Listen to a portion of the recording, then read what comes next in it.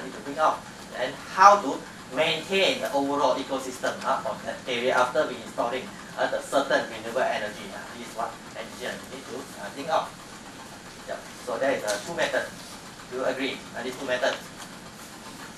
So today the topic is about the biomass energy. The biomass energy is already become one of the solutions for the oil shortage. Yeah, oil shortage.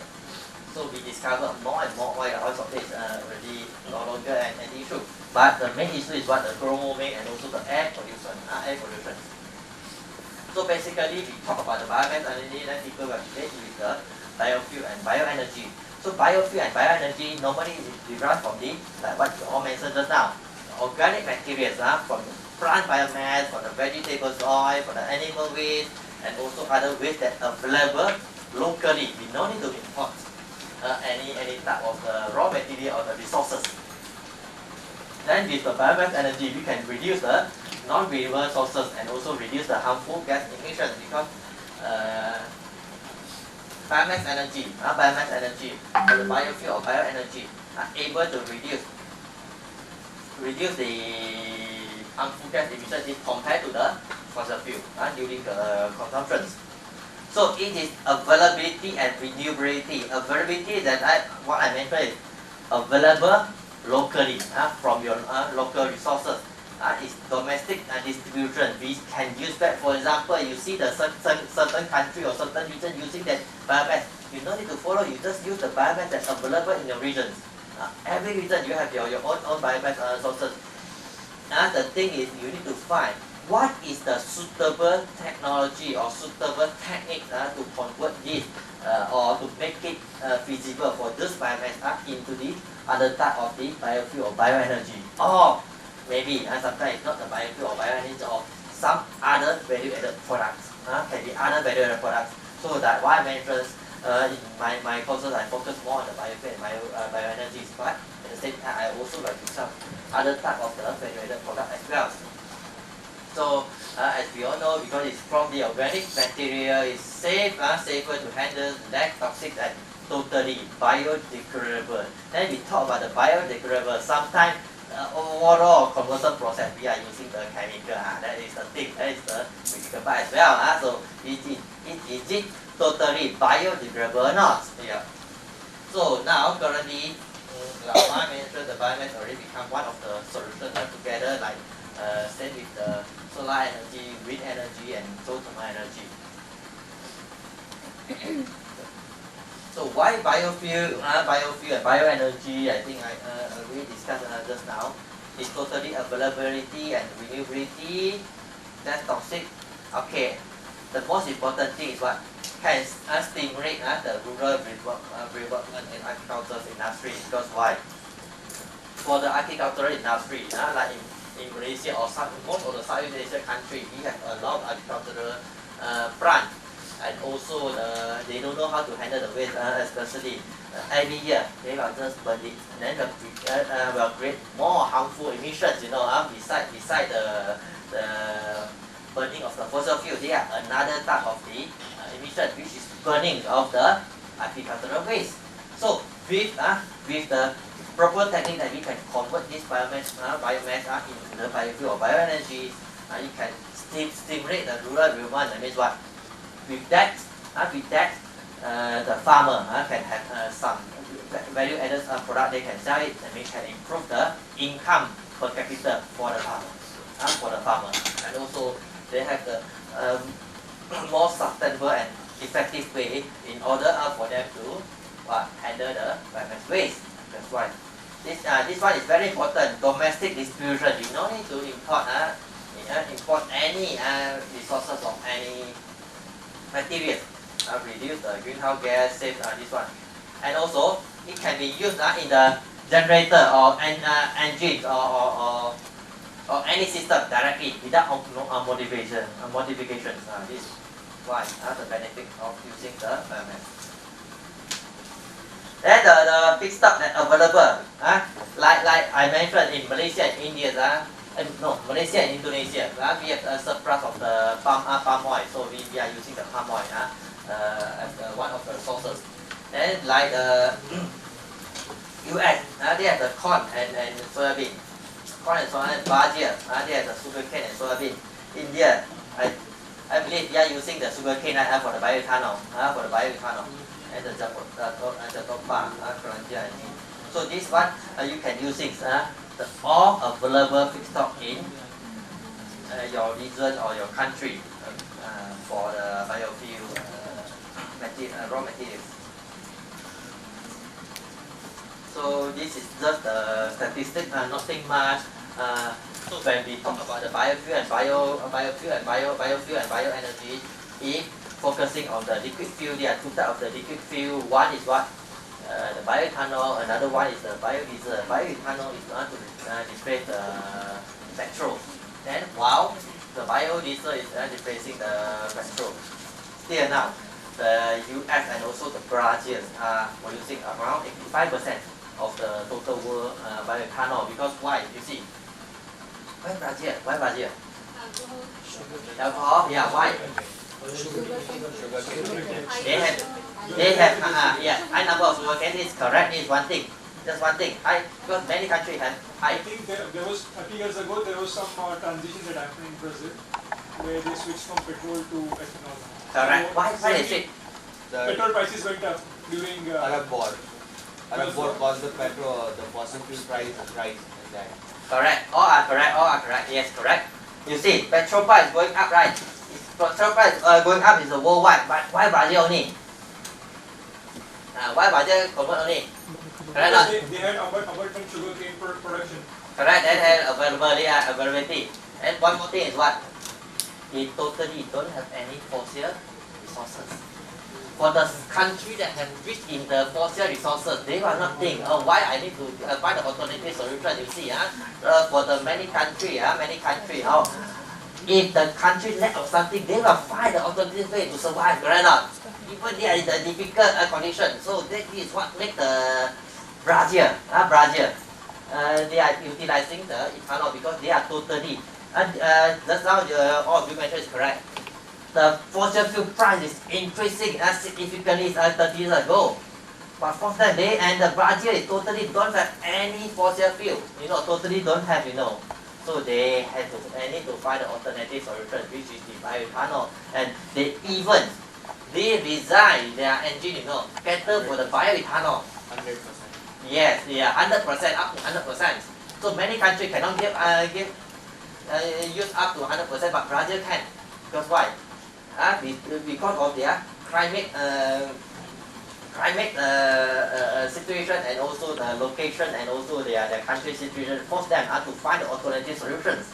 That's the thing. But now, even in the Middle East country, they are rich in the fossil fuel, right? They also try to find an alternative solution. They invest a lot of the green and alternative sustainable renewable energy beside the fossil fuel because they know that is a future trend. Because many of my friends are working in the Middle East in the Saudis, they say a lot of funding come for the green technology, green energy. Even the fossil fuel rich country, they are looking for that things. So we need to find alternative solutions for that, So the feedstock they are using is the sugarcane, like what you mentioned is correct, and the corn and wheat, cassava for some of the countries that live on that. For the bioethanol, still the US are leading, and then Indonesia also relatively high because why? The Indonesia have the palm, they have the palm. They have make their policies up to 20% of the biodiesel, using the biodiesel in their vehicles. So like USA and Brazil using the soybean oil, EU are using the rapeseed because in the EU Europeans they are rich in the rapeseed. Later on I will tell you the problem. What is the problem facing by this country? So this one is a Malaysia context. I think I will just skip it because this one just the Malaysia. Malaysia have the, I just quickly go through, have the abundance of the biomass utilization, which basically most of them come from the plantation biomass, which basically come from our palm waste, the waste from the palm, which account maybe 80%. of the biomass, the 50%. So we, of course, we have the other biomass waste as well. For example, the rubber seed oil, wood, the agricultural biomass. But basically, it comes from palm waste. Yeah, this is the palm waste you see. Out of this, the palm waste can be divided into the various things, which is the palm kernel shell. This is the waste. Empty branch after we extract the palm oil. We have empty branch. We have the palm oil meal effluent. Meal effluent means the wastewater from the palms processing. So this one empty one also kernel. So that is the potential that we can convert into what. Use the wastewater to culture the microalgae because we still have the nutrients in the palm wastewater. And this one can be used as a green fuel, can be used for the bioethanol. This one can be used as a biochar. Biochar can be used as what fertilizer and use that into the farm industry. Yeah, this is what we do in Malaysia. So we have the roadmap for that starting in 2023. How we going to utilize this biomass. So this is the global trend of the biofuel demand. The emerging market is like the India and Brazil, Indonesia, leading the policy to enhance the energy security, because one of the Indians recently also very much go into the this bioenergy. So at one economy show the limitation growth due to the high cost. At one economy is like the country in US, Canada, and also the European. They are relatively slowing down because the overall cost is very high. This is the F1 economic. This is the emerging economic is growing. With Brazil and Indonesia still leading, including the India. India is leading in ethanol. I think we have the bioethanol policy like need to use 20% this year. Yes. 50%, 15% last year in 2014. Yeah, that's why you see your ethanol is increasing.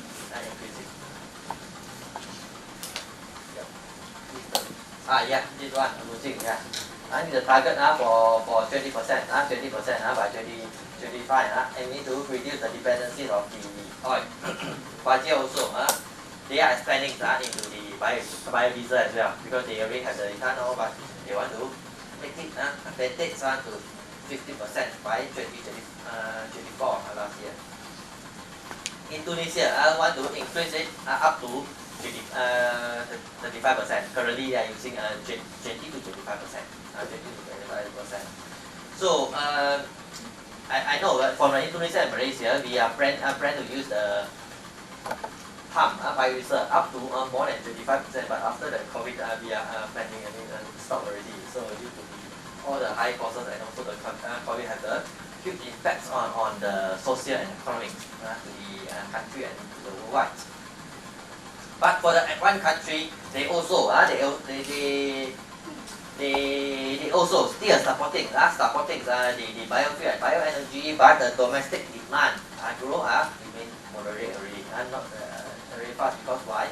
Some of these one country they are moved into the electric vehicles, hydrogen vehicles, hydrogen bus in European country, because they are relatively limited compared to emerging markets, emerging country.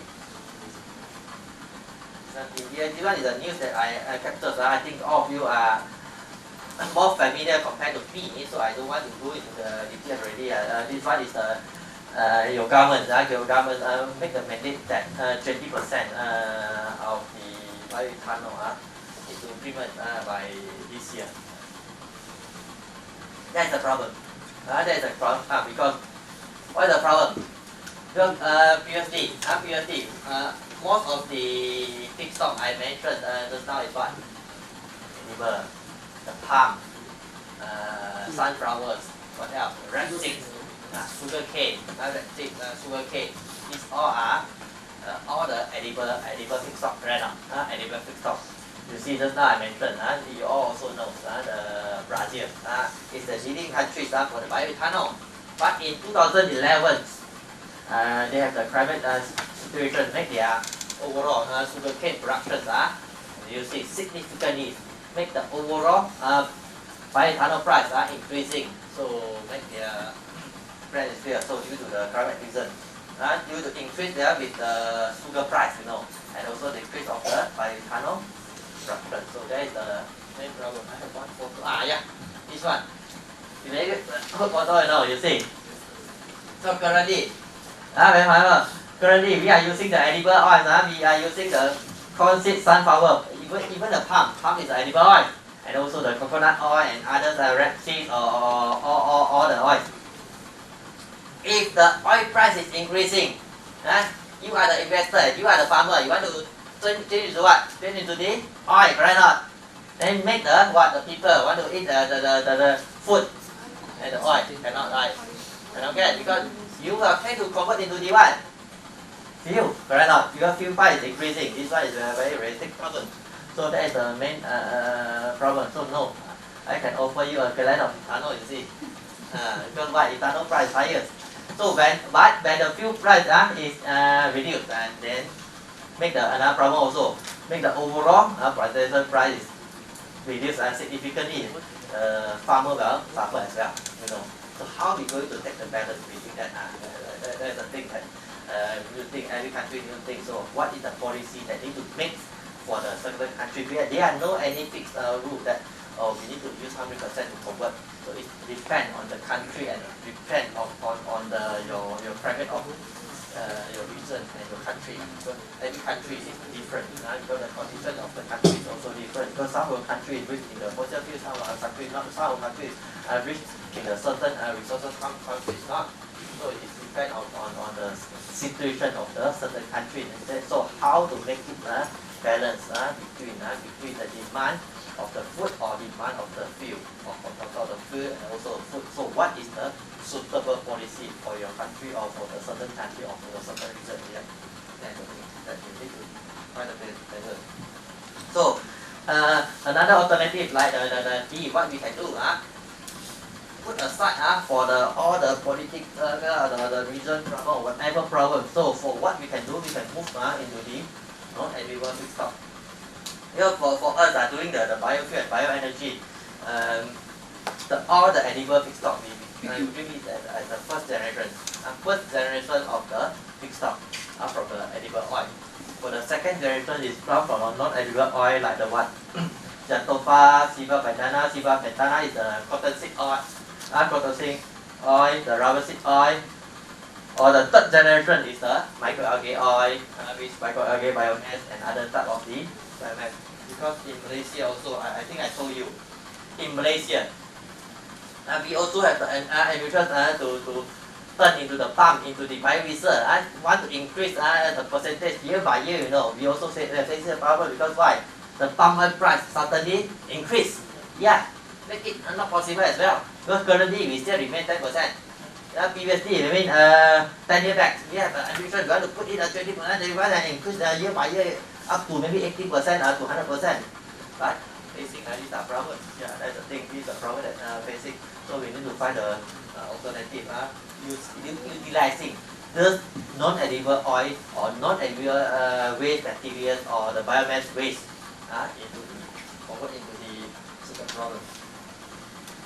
So this is the instrument and equipment that are available in our lab to convert the lab skill, the pilot skill, the instrument and equipment that we have. And of course, you see, you want photo. This one is the 30 liter pilot skill for biodiesel production, two steps process. This one is correction furnace. So after we convert the biofuel into the biofuel or bioethanol. For the engine, any type of engine or the generator, you put in your raw oil, it still can function. Philippines or not, still can function without any problem. In short term, without any problem, but in long run they have a problem. So that's why we need to make sure the biofuel or the bioenergy that we produce fulfill the ISTN and EN standard. Not necessarily ISTN or EN standard. Certain country or certain region, you have your own standard. Must fulfill the certain standard. Why we need to fulfill the standards? So that it is safe to be used. As I told you, you put the raw oil into your generator or engine, still can run as user, but maybe the performance reduce 20 or 30%. Then this will cause the wear and tear to the engine part and components. Because why? Because not pure biofuel, biodiesel. There are many particles. These particles will cause the maybe the corrosions in your parts and components of your generators or of your engines. It still can be used, but it is one. So we need to make sure. The biofuel and bioenergy that you produce fulfill the certain standard, not necessarily ASTM standard or EN standard. Basically, if you are working in this area, you know the standard is what? The standard is we need to make sure the viscosity is reduced to a certain percentage. Because the viscosity, high viscosity will cause what? The knocking on the engines. High acid value will cause what? The corrosion to the part and components. That is the thing. So that's why the standard is just the standard. Standard is just standard. Every country can have your own standard, doesn't matter. But you need to know what is the parameter behind the standard. Parameter behind the standard. For example, the flash point. What is the importance of the flash point? First point, so that it can be safe to be stored. If the too low flash point, it means what? Example, if your flash point is maybe 40 or to 50 degrees, maybe the temperature, up to 40 to 50 degrees, let's go, And that's the thing that we need to consider. The CTN number, nothing wrong with the low CTN number, but the low CTN number will cause the lower performance. That is the thing that you need to consider. So you need to make sure that the biofuel fulfill the certain standard. The STM and EN standard are just a benchmarking standard only. I know many countries you have your own standards. So for each standard, we have the certain test methods. This one I just use petrol diesel as a comparison only. The density need to fulfill a certain density and certain viscosity. That viscosity that I mentioned to you before will cause the knocking to the high the viscosity will cause the knocking to the engine component part. The flash point also need to fulfill the certain pour point, crack point. Pour point, crack point is suitable to be used in Malaysia. We are not really care about what is the pour point, crack point or the CFPP point, because that one is more on the four season country. Because during the winter time, the temperature might go until maybe negative something. If the pour point, crack point is relatively high, then it will become solidified at a certain temperature. If the pour point, crack point 10 degrees C, maybe the biofuel will start to crystallize at that temperature. So, but in Malaysia, don't have that problem, because in Malaysia the average temperature is more than 25 throughout the years. Then the calorific values, what is the calorific value? Is the energy content.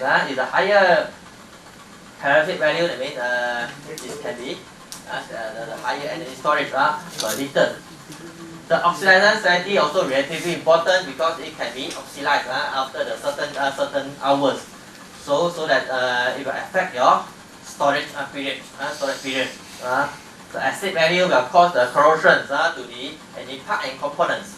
So this is what we need to know. So what is the parameter behind? So we not necessarily want to follow the standard. You can develop. For example, if you know the parameters of the certain standard already, or you know the STN standard or EN standard not applicable for your country, you can propose to your government. We can have our own standard, because so that more suitable to our own country.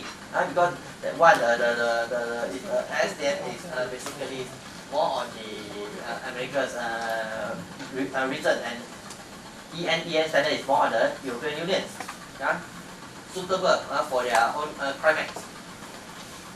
Okay, in this one, we are conducting 3 types of the biodiesel, biomass waste. This one is the second generation of the biomass waste that available in Malaysia. Not necessarily Malaysia, it's in Southeast Asia country. Southeast Asia country, we have the Jatofa seed, the Carophylum inophyllum seed. Carophylum inophyllum is one of the herb seeds that available in Malaysia. Siva pentana is the cotton. We have the produce cotton seeds. That one we convert into the bioethanol. Okay, you see, why we like to use the edible oil? Because edible oil has relatively low viscosity. That's the thing. And also low acid value. Low acid value and low viscosity.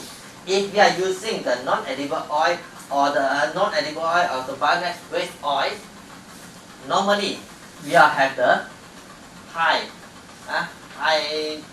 viscosity and high acid value. That's the thing. That is a drawback. So that's why we need to have the further one step to do the treatment. But they have the solution. Further one step of the treatment to reduce the viscosity and acid value to the certain amount before we can convert it into the bioethanol or biodiesel. In this case, it's the biodiesel. Biodiesel. The scientific name for the biodiesel is the fatty acid methyl ester. If we mix it the methanol, So this is the product of the feedstock that we are using. So that's why you see, due to the high acid values, so that's why we need to have the free treatment of the acid catalyst esterification for the non-edible feedstock to reduce the fatty acid. So normally, if the fatty acid they reduce the viscosity, is reduce following the viscosity, but we reduce as well. So what we are doing here is the first step is the esterification, then followed by the transfiguration. So all of you are familiar with what is the esterification and transfiguration or not? Don't know. So it's a process, the esterized process to convert the triglycerides into the ester content. Ester is what? Methyl ester is the one of the bioethanol. Biodiesel, fatty acid. Yeah, the fatty acid components. So normally the process acting as between the 50 to 60 degrees C for 1 hour with using the alkaline catalyst. They are able to reduce the acid values to the 0.33945 and also the 0.4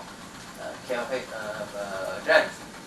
So the optimal condition, the fatty acid methyl ester, which is the biodiesel, can be achieved by 97%, 98%, and 97.6%. So for this type of process, it's quite established already. Most of the production plants also using this process. Oh, I didn't show you the different process, because beside the transfiguration process, the acid catalyst transfiguration, we have many other processes. But currently, the industry prefer to use this process. Why? Relatively low cost. Then high conversion yield. High conversion yield means can achieve easily 95%. Low conversion cost. But the thing is what they are still using the chemical conversion process.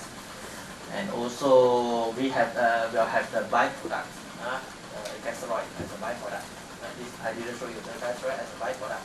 And we need to filter it before separate it or filter it before we can correct the pure fatty acid methyl ester, because the conversion here is only 73% to 73%. Basically, 2 or 3% are the best one. But still, currently the industry, this is the best process for the industry. But we have another 3 or 4 process. Some of the process is totally green process, but the cost is higher using the green catalyst. And some of it is using the higher temperature, higher pressure, higher temperature, and can get a totally pure and clean biodiesel or biofuel, but the overall production cost is higher. The initial cost is higher because due with the high temperature, high pressure, this normally due with the high initial capital cost. That's the thing. And after we produce, we need to make sure it fulfill either the STM or EN standard or any standard that you feel is appropriate. And to measure it, then based on our design, we found that these 3 potential feedstock are the potential feedstock for the biodiesel. So for those who are interested, can refer to these papers that we already published. Oh, so this is the properties that we measure after the conversion process. You see the viscosity can be successfully reduced to below 5, and acid value also can be reduced. Yep. So far, any question, anything that you want? Yes. So for Jatropha seeds, it has a good yield and yes, it produces good biodiesel. But the issue is one plant only produces 1 kg of seeds correct. per year. Correct. So even if you want to have a small scale industry, it processes say 1 ton, 2 ton. You need to have 100 acres of land. Correct. Yeah, that is the thing. Because you see, this research is 10 years back. Why we do this research? Because during that time, Jatropha become one of our hot topics. Many industry or companies from the Malaysia and Indonesia, they start to produce or to plant the Jatropha plants. They plan to convert it into the biofuel or biodiesel, because I told you during that time in Malaysia we plan to implement biodiesel increase from 5%, 10%, 15% to 20%. So many investors or company find this is a good opportunity, and they found that Jatropha tree is relatively low cost and easy to plant, and they can mature it very fast. But they are facing some of the problem. First thing, the low yield. Low yield, that means what? Low yield per hectare of the land. Yes, it can grow very fast. Not like the palm. We need to 10 years to grow, 5 to 10 years before they can harvest. But the Jatropha, that the low yields per hectare of the land is one thing. The second thing, there are no any other benefit of the Jatropha. It's just plant for the biodiesel only. That is another thing. So that's why I make this all company cannot survive. Cannot survive. So that's why the good thing is here utilizing the whatever the biomass waste that's available in the region. Because the one is can kill 2 birds with 1 stone. How to kill 2 birds with 1 stone? For the biomass waste, no matter you like it or not, you need to do the treatment to reduce the waste runoff, the treatment. Then why not? While we are treating this biomass waste, we can convert into something that's useful or something that's value added. So this is the key message that I need to bring up for all of you. For all of you. So how we going to utilize the biomass waste? For the further production or any stage of the production, how do we going to reutilize the any waste materials, waste sources, leftover sources, or the byproduct sources? Okay. Yep. So that's why the many companies close up cannot survive. So any other question or comment or discussions? So how many of you are doing the research about biofuel currently? No. 6. Yeah. Oh, you also doing biofuel? No. We were looking at that profile a few years ago, but we didn't go ahead. Yeah, few years ago. So currently, this one I didn't do any more about the biodiesel. What I because what looking now is what you know. For those biomass waste, we need to convert into the bio oil. The bio oil we need to convert into the biofuel as well right now. What are biofuels? So currently our group is looking on how to upgrade the fuel into to the biojet fuel. Have you heard about the biojet fuel or sustainable aviation fuel? So more value added fuel because for the vehicles. They will move toward into the hybrid vehicles or maybe the electric vehicles. But still, the internal combustion engine we still will be used for the next 20 to 30 years. Still will use, still will using. But we need to find alternative as well. But at the same time, we need to look at how we going to upgrade this fuel to more value-added product fuel. So we our group is looking on how to upgrade it to the sustainable aviation. Yeah. More value-added product compared to just the biodiesel. So any questions? Okay. Besides that, we are using the microwave. Microwave. What is the benefit of using a microwave? Microwave. You see, previously I mentioned using the traditional method. The overall reaction time, we need 1 hour to 2 hours to complete the process. But the microwave can complete the process can reduce the overall process time significantly up to 80%. Up to 80%. The overall reaction time with the almost similar product property and quality. That is the benefit of using the microwave. This one maybe the Dr. will tell you all in very clear about that. So you see, in this study, we still using the calcium oil together with the waste cooking oil. Together with waste cooking oil, we found that the overall reaction time is just 7 minutes.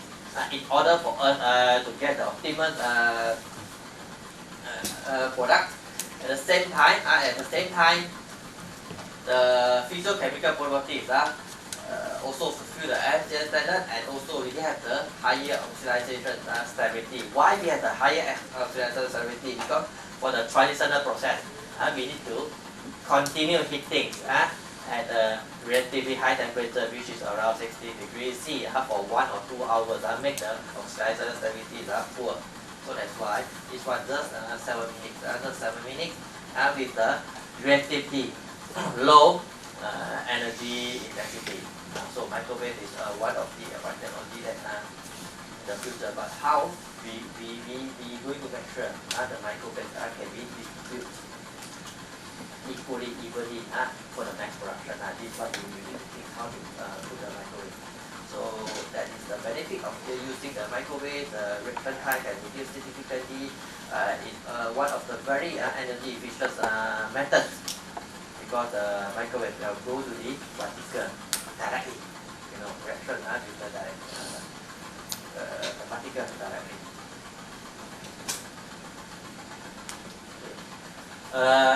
This one is the challenges that facing by the biodiesel. First is the high cost of the feedstock because it's facing the very stiff competition between the food and also the fuel, and also the overall processing cost. We need to make sure it become more and more economical feasible with the higher yield. The yield, so it's very important for the industry. They look at the yield and also the economicals of the overall processing. But for the scientists and also the engineers, we are not looking at the things. But we need to think in that way if we want to commercialize our process. Yeah. Of course, for your research, you just do all your research first. But after you do your research, then you found a certain technology. Then we need to think of how we going to reduce and make the overall processing or the technology is the economical feasible with the high yield. That one. That's why we need to continue to modify and improve. Then the biodiesel, because it comes from the organic material, so that's why we have the higher end, which will produce the NOx emissions compared to diesel.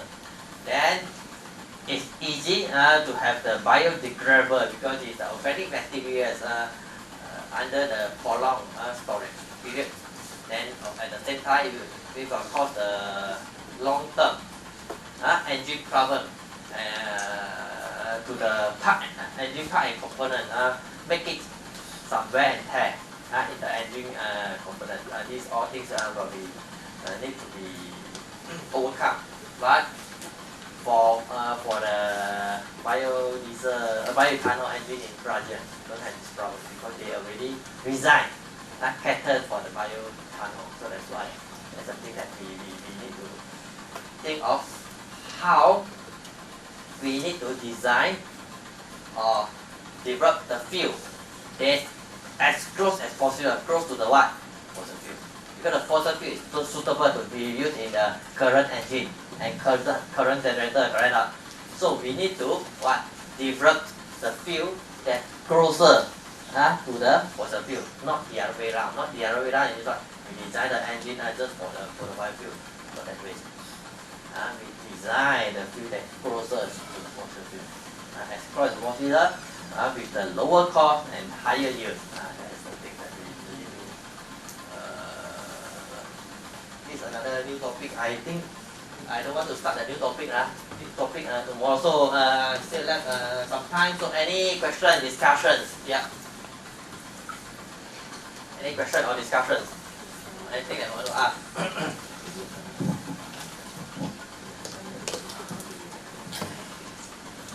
So hope we had a fruitful introduction about biomass, biofuels, right? The conversion techniques, various conversion techniques available, and what is the prospects of having biofuel first generation, second generation, or even 3G fuels of microalgae, and the challenges with biofuels to upgrade it to biodiesel standards and so on. So he has just given an overall idea about biomass to biofuel or value-added product conversion, and as we have enlisted in the title, it is biomass waste to value-added product, not biomass to value-added product, because as he mentioned, when we just think of biomass to value-added products, we are competing with the agricultural crops, right? So we are focusing more in this course on biomass waste to value-added products, mostly the 2G fuels and its upgradation, and he has given a brief introduction about the contents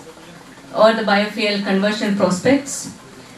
I hope we will give him a rest today because he was traveling all night, or I should say awake all the night because of his travel schedule. Maybe we'll take 1 or 2 questions today, and you can store the remaining questions with you because Professor Ang is with us for the rest of 5 days.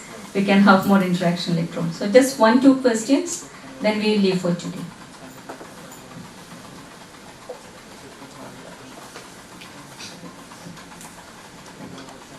Hi, sir. Hi. So we have been concentrating more on the gaseous and liquid part of the product, that is biogas and biodiesel. So can we have some insights on biochar production also in the coming days? Yes, correct. Because this is what I want to discuss with you all. Because for my study or for my courses, the biomass conversion can be divided into the 3 stages, not 3 stages, 3 phases of the product. First phase is the liquid product, which I introduced to you today. The liquid fuel. Liquid fuel divided into the 2 parts. One is the biodiesel, another one is the bioethanol. The liquid fuel, or even the bio oil. Bio oil is the crude bio oil before converted into the biofuel first. This is the liquid product. At the same time, there's the another slide because I don't want to go here. This one is a solid product. We're discussing about the solid product as well. The biomass into the solid product using the various process which I will cover in the following day. Maybe this one tomorrow into the solid product. Then for the solid product, we need to see the physiochemical properties of the solid product and see what is the potential application. It can be used as a biofertilizer, bioabsorbent, or even it can be used as a solid fuel. Even a solid fuel. See the physiochemical properties and also the nature of the raw materials. Yeah, which definitely I will cover. And another stage is the biogas. Biogas. For the biogas, what I'm focusing more is just the syngas and also the hydrogen gas only. Syngas and hydrogen gas, because gas is relatively hard to capture and analyze. With an instrument that's available in our lab instrument is more on the liquid fuel at the moment. But now currently I'm the gasifiers, so that I more on the gas product. What we are doing is we just recover the syngas into the we didn't analyze how many needed for the process. That one is we only do the process only, we didn't do on the experimental process. So for most of my study or whatever is the time experimental study. Now I also on the simulation study also. We have a lot of the real time in also the experiment stuff. So how we own this data into this simulation so that we can do the optimization, continuous improvement percentage of the solid product, even the gas product. At the same time, we need to see how much of the gas product can be recovered back, because we know maybe some of the percentage some generators to convert into the electricity directly. Yes, I will cover things, but currently I focus more on also the solid product only. Saying cover back, make sure the percentage will be stable. So what is your research? What you're doing on gas?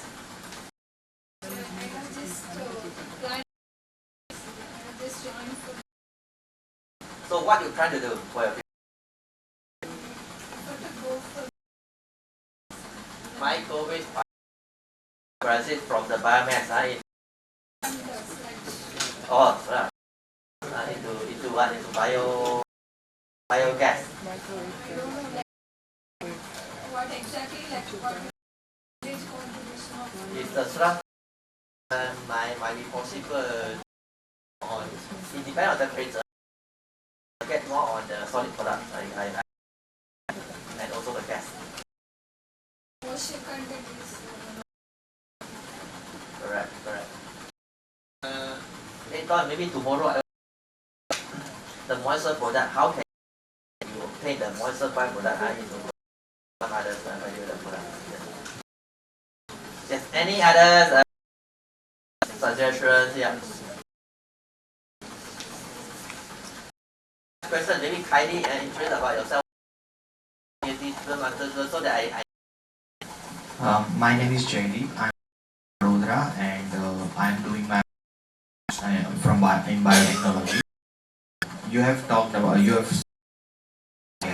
The main problem of Indian scenario is that which we are getting value, the calorific value for that 4,000 to, if we convert it into the syngas, significantly it will be much lower, or 80% if we get a good, it will be of 80%. That the practically if we talk 12 to 18 megajoule syngas, if we compare with the syngas which we level that we get, that is 30 megajoule of speed with that. So what could be, or what could be the point of view from which we should work on it? no, what is the raw material, the material that you are using? there is different kinds of materials such as cotton stalks or wood chips is being used. Correct. So that's the thing. Is not all the materials are suitable to be converted into the maybe the syngas. You know, you need to see what is the characteristic of the material first. To see whether it's suitable to be converted into the syngas or to be converted into the liquid product or even the solid product. Not all the biomass product is suitable to convert into the syngas. Yes, from the process, the gas that we produce, maybe it can become the byproduct, just the byproduct, not the main product. You need to identify what is the main product from the process. One main product, then two sub-product, or one byproduct, or the value-added product. Yeah, you need to identify what is the main product. So you focus on that main product, then the other two become the byproduct. Yeah, that's the thing. You see, very difficult for me, I believe then not suitable to be converted into the syngas. Yeah, the focus shouldn't be the syngas. Yeah, because as you mentioned, it cannot compete to the current industry product or whatever. Because sometimes not the process problem is the raw material, so the characteristic of the raw material. Because in order for us to use the certain technologies, we also need to study the characteristics of the raw materials. For me, I didn't discuss in detail. We study the characteristics of the raw material, you know, before we start the experiments, to compare what is the characteristics of the certain raw materials, whether it's suitable or not. Because in the future, we might not need we still need to study the characteristics. After we study the characteristics, we are put into our models. I start to develop things, the models of the different process. Put into models, see whether it's suitable or not. If it's suitable, we only go to the experiments. Yeah, that's the thing. Yeah, need to study the characteristics of the raw materials. Yeah. So.